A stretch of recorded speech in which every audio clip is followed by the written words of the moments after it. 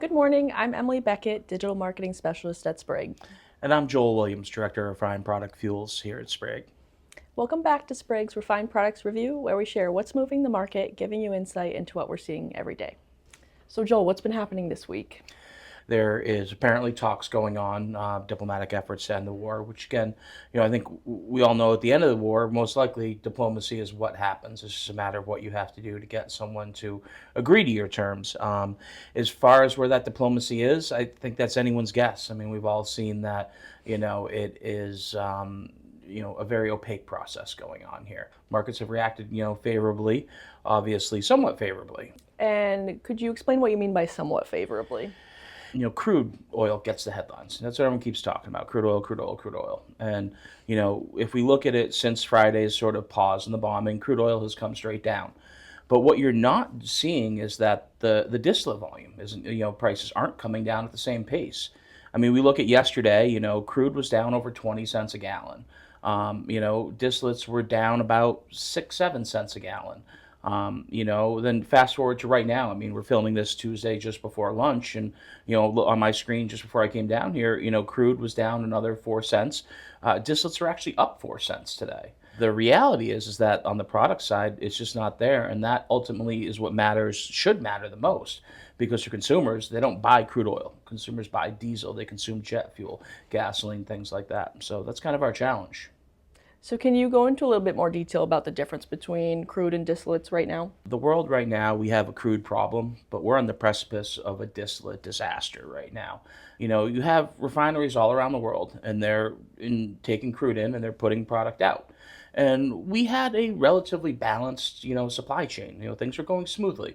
We weren't necessarily building crude inventories, weren't drawing. There were times you draw, time you builds, but generally we were pretty much in equilibrium, meaning the crude that was kind of coming out of the earth and making it to the refineries was just enough to go through the refineries and come out as products the other side.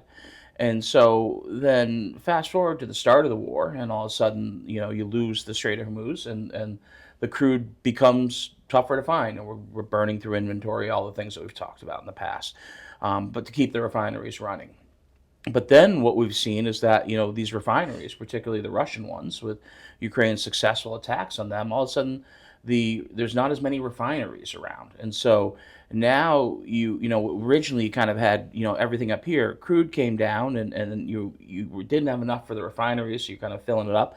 But now the refineries have come down, and what has happened is the crude, we've kind of found other ways to market, with the crude, through the Red Sea, which is actually, very much a threat right now. And then refining is staying down. And so, part of the reason crude hasn't been as big of an issue, we talked about China, going into their reserves, other people going to their reserves, but also the refineries are just taking less crude in. And so there is less demand for the actual product. But now what we're seeing is that the distillates are drawing down. And that's a much bigger problem because, getting crude to market, they're finding ways. Refineries, getting them back up and running is tough. And then you throw in the fact that, most of the U.S. refineries are in the Gulf Coast. We're coming into hurricane season. Obviously a totally different factor, but could become something at any time.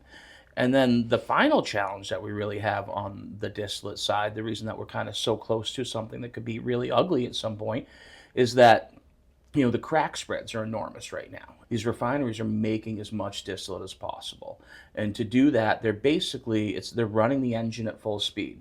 And they're running it in a different way than they normally do, because normally they're making sort of a little bit of both. They're trying to make as much distillate as possible to get that money. And the challenge you have is if you're running an engine, just like a car or a boat or anything else, at full speed all the time, it's a lot of wear and tear. It's a lot of heat, a lot of other stuff going on in there, and you become prone to having potentially a massive breakdown. And a massive breakdown can come in many different ways. But what that would mean is that these refineries could come offline. And between running all the time and not doing the maintenance, again, in a period like this, when you're making so much money, it's hard to take time off. Whenever you're kind of looking at the potential for something to go bad, you say how many things can go bad. And in this case, there's a lot of things. So we got to really keep our eye on all of those and hope that we're able to kind of skate through this at this point. So with the current market sentiment, how is the traffic looking currently in the Strait? there was an average, I think, of 3 VLCCs going through on the Red Sea and coming out, and now that's down to 1 a day. So that's down by 66, but down by 2/3. And they're going to try to circumvent some of this by going through the Suez Canal, but that's kind of crazy too. I mean, you think about the Suez Canal connects the Red Sea to the Mediterranean.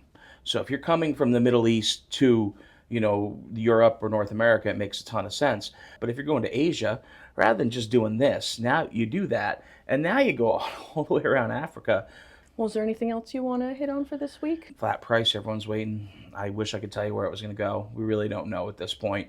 If we did, we wouldn't be here doing this. But, for forwards, again, if you have customers who want them, lock them in. We can wait and see. Again, this problem is going to be tougher to go away. The crude problem may solve itself if we can get a good, diplomacy effort going on in Iran. But this distillate challenge is going to be around a little bit longer, so it's hard to imagine us seeing a huge, we're not going to get back to last year's levels. I mean, you could never guarantee anything, but getting back to last year's level would be very difficult at this point. Could go up, could go down a little bit here and there, but go back to back, I would say. Other than that, talk to your suppliers, get your supply plans, start them up for this winter. We'll keep an eye on it. All right. Well, thanks for joining me this week, Joel. Hey, thank you very much for having me. If you haven't seen it yet, be sure to check out our latest monthly feature, an overview of our forward contract programs on our YouTube channel now. And be sure to mark your calendars for our next monthly feature, a tour of our East Providence terminal, releasing next Friday, August 7th. Well, that's all we have for you today. Thanks for joining us. We'll be back next Wednesday for another Refined Products Review. Refine your insight. Fuel your success.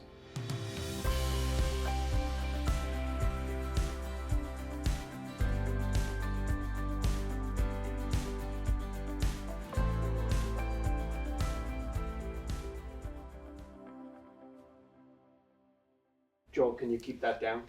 No. Thank you. Be sure to mark your calendars for our next special feature, a tour of our East Providence terminal, releasing next